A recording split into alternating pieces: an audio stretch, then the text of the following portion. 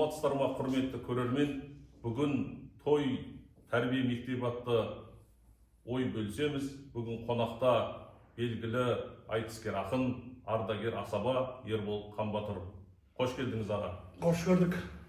Бірден сұхбатымызды бастап кетейік. Алғашқы сұрағым, қазақ дәстүрінің ішіндегі бүгінгі қоғамда ең өзекті деп қайсысын атар едіңіз аға? Енді дәл қазіргі таңда ең өзекті деп шектеу қойып, бірден мынау ғана деп айтатындай ол ауқымы тарлау болып қалатын шығар. Ондай нәрсенің дәстүріне көбінесе қате жіберіп ататынымыз жалпымызда. Мен бір ғана тойдан тәжірибе айтайын. Енді ең ар жағы әлгі театр вешалкадан басталады дегендей, тойдың өзі басталуынан ол дәстүр ма, салт па, ол әдет ғұрып па деп ойлаймын. Мысалға қыз ұзату тойында. Қыз ұзату тойында алдымен баланы кіргізіп жатады, күйеу жігітті. Сонымен кейін барып қызды шақырып жатады. Біздің той өткізген тәжірибемізде болды. Ол той қыздың ауылында болып отыр. Сондықтан ең үлкен барлық внимание ол қызда болу керек. Сондықтан алдымен қызы келу керек деп ойлаймын. Алдымен қызды. Сонан кейін барып күйеу бала келіп, сонан кейін зет жасап жатса. Міне осы бір салт па, дәстүр ма, әдет па, ғұрып па, бір кішкентай нәрсе шығар. Соның басынан уже жалпы біздің бұрыннан ата-бабадан қалған тәрбиеміз сәл алшақтап кетіп жатыр ма деп ойлаймыз да. Сондай. Ал енді тағы да өзгеріп жатқан дәстүрлер көп. Оны бәрін тізе берсек қазір уақытымызда жетпейтін шығар. Керемет, бәрекелді. Екінші сұрағымызға көшсек, жастар арасында ұлттық салт дәстүрге қызығушылықты қалай арттыруға болады?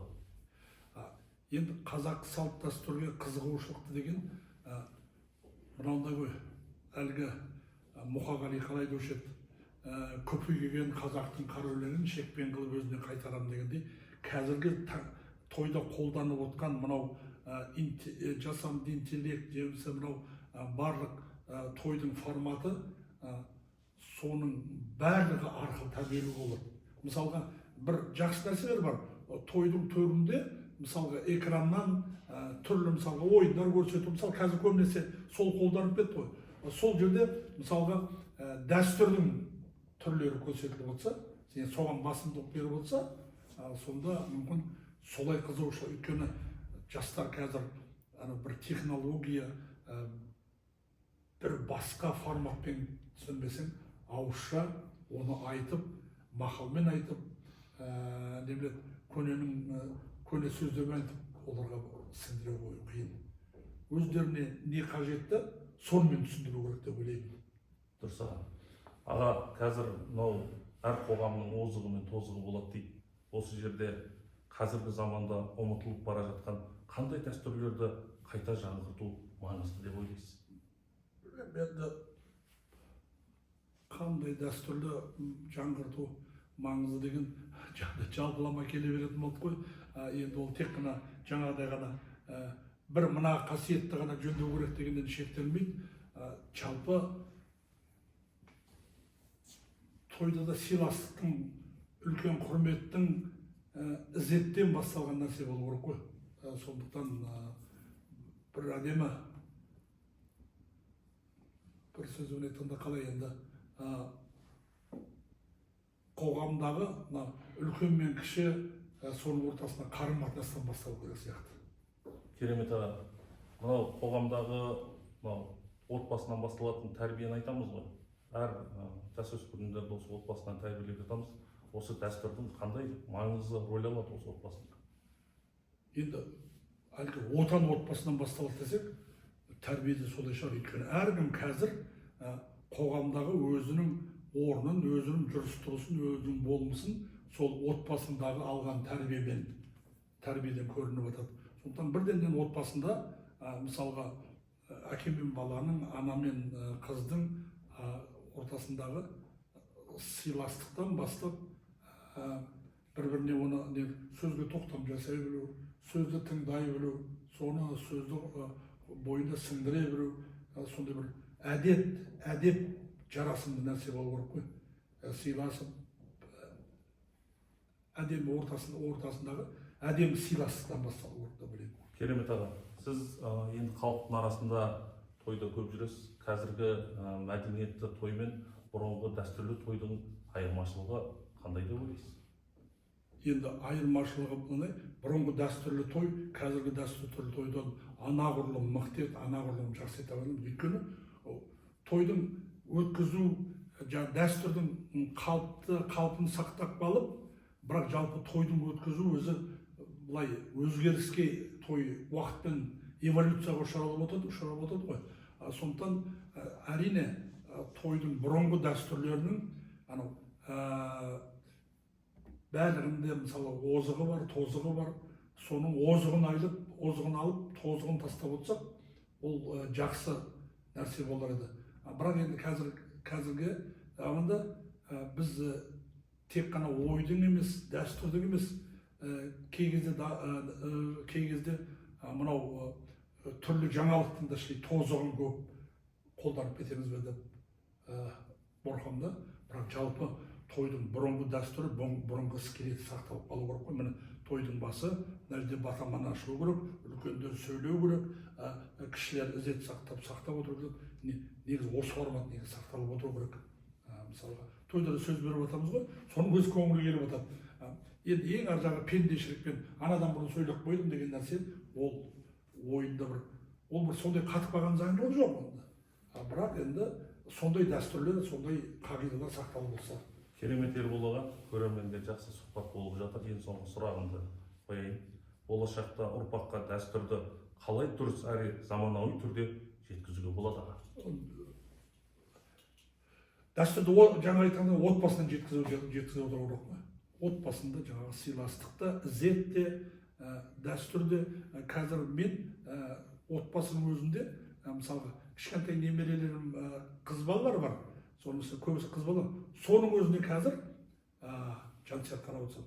Мен қазір біз тамақтанып болғаннан кейін қолға су құюды үйретіп жүрміз да. Бұл енді кішкентай нәрсе жоқ. Қазір ойлайтын шығар, ана жерде умывальник тұр, ана кнопканы басып қалсаң суға жоқ. Ана жерде сонда қазір бірте-бірте менің немерелерім өзі сонда ұмытып кетті ғой, ата, қолға су құймаймыз деп отыратыны бар. Ол да дәстүр, ол да салт, ол да. Міне содан бастап әлгі отбасынан болды. Сол тәрбие ертең кез келген тәрбиенің бастауы болатын сияқты. Сондықтан отбасындағы нәрсе көп нәрсеге әсер етеді.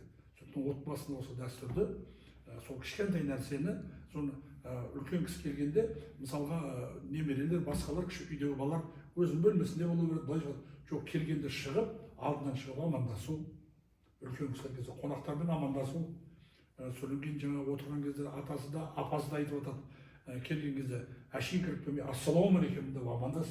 Ол да кішкентай нюанс сияқты, бірақ соның өзінде тәрбие, соның өзінде дәстүр, соның өзінде сол әдет ғұрып жатады деп ойлаймын. Ербол аға, мынау былтырдан бастап осы Жамбыл облысында Қазақстанда ең алғаш асабалар қауымдастығы ашылды. Содан бері қарай бірталай жұмыстар атқарылып жатыр аудандарда. Осы тұста сіз өзіңіз тойда көп жүресіз. Содан бері тойдағы қазақтың мәдениеті мен той дәстүрі қаншалықты жақсарды? Былай ғой, Жансерік, мен қазір сол бір жылдың ішінде төңкеріс жасап тастадық деп айта алмаймыз. Мысалы асабалар қоғамы да орталықтарында, бірақ көп болмаса да азда бастап икемге келіп қалған сияқты. Өйткені бұның барлығы да мынау бас қосқан ұлттық қозғасында айтып жатқан, біз қозғап жатқан әр тақырыпты аламыз, сол қозғап жатқан кезде соның барлығы елдің пікірі, елдің тойдың пікірі. Соны уже біз соны кетіп солға жеткізіп жатырмыз. Сондықтан бұлар да соған ұмтылған сияқты. Сондай кішкене өзгеріс бар сияқты. Бірақ бұл бір ғана жылмен, бір ғана күнмен келмейді ғой. Сондықтан әлгі жаңағы айтып жатырмыз, әлгі қазір біздің де мемлекетіміздің құрылымында бірте-бірте келеді ғой. Сол сияқты жаңаруға. Сондықтан жақсы. Бұл жұмысты, Жансерік ойлаймын, бұл жұмысты тоқтатпау керек. Ол тоқтатпау керек. Қазір барған жердің өзінде, мысалға, асабалар алаңы сол қоғаммен уже санасып, оған уже елдің қариялары да, аудан басшылары да, сол елдің ағалары да соған бас қосуы, бұл жақсы дүмпу. жақсы қозғалыс берді. Бұл қозғалыстың өзі енді болатын шығар, оның әлі анау әлі тығылып жатқан, әлі мақсатымызға жетпей жатқан нәрселер көп шығар. Бірақ бұл әлгі айбеттендір орысша сөйлем болса да уже бұл жетістік. Баяғыда айтатын орыстарда буксование это тоже движение деп. Ол да қозғалыс. Сондықтан бұл қозғалыс өте қолдаймын. Бұны тоқтатпай күнделікті біз осы нәрсемен бұған бір жағынан мезі жасап алмауымыз керек. Бірақ бұндай нәрсе керек. Қашан өзі ел, халықта, асабаларда бізде өзіміз білмей қаламыз. Қалай сол қалыпқа болғанда дұрыс халық па? Асабаларының белгіленген бағыты дұрыс екеніне түскен кезде айтайын ба? Асабалардың қазір 50-60% түссе болды, той жөнделеді. Енді тойды жөндеуіміз керек еді, бірден бір тойдан бастап реформа жасап тастамайсыз. Баяғыда айтқанда тойды арақсыз өткізейік деген кезең болды. Давай сонда жиналыс кезінде болған. Давай ертеңнен бастап арақты алып тастайық деп. Сонда бір пікірлер айтып еді, ол енді ол соқыршылық емес қой, кесіп алып тастайтын деп. Ол біртіндеп келеді. Халықтың өзінің, жаңа біздің қоғамның мақсаты халықтың өзінің, көпшіліктің санасын өзінің соған келтіру. Ал енді burada сәл алға қарай жылжу бар. Бірақ енді жылжуымыз бар екен деп, бұған қанағат тұтпай, бұл жұмысты жалғастыра беру. Алла абырой тілеймін ол жолы. Керемет Ербол аға, құрметті көрермендер, жүректен шыққан сөз жүрекке жетті деп санаймыз. Осы той мәдениетінде, той саласында Ербол аға бабаларымыздың мұралардан бай мұраларын насихаттап жүре беріңіз. Біздің руханият орталығымызға келгеніңізге көптен көп рахмет. Тірліктеріңізге сәттілік тілейміз. Алла разы болсын.